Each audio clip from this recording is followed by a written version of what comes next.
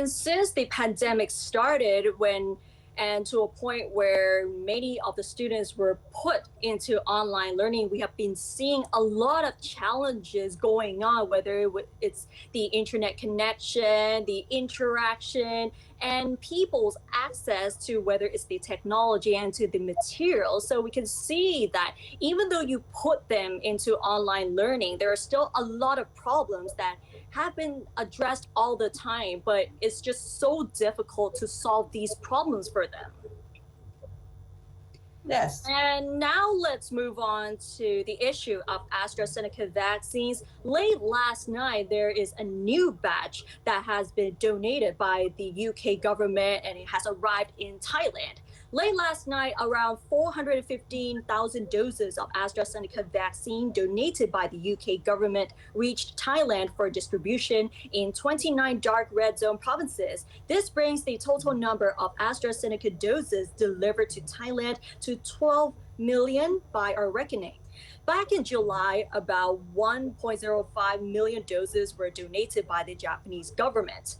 Yesterday, AstraZeneca Thailand announced that it has delivered a total of 11.3 million doses locally produced by Siam Bioscience, with 5.3 million doses delivered in July.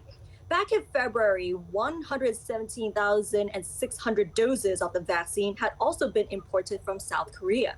The Thai government has ordered 61 million doses of the Siam Bioscience produced AstraZeneca vaccine to be delivered by the end of this year, with delivery of 10 million doses per month from July to November initially planned and announced. However, according to AstraZeneca, only 5 or 6 million doses can be made available to Thailand each month, and that an extension to the end of year deadline to May 2022 is being sought, according to Deputy Health Minister Sathi Pitutesha.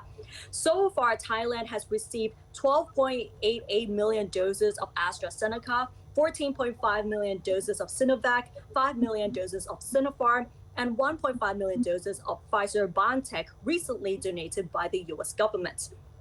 So a total of 18.5 million doses of vaccines have been administered to date, with about 10.4 million people, which is only 14.9% of the entire population receiving only their first doses, and only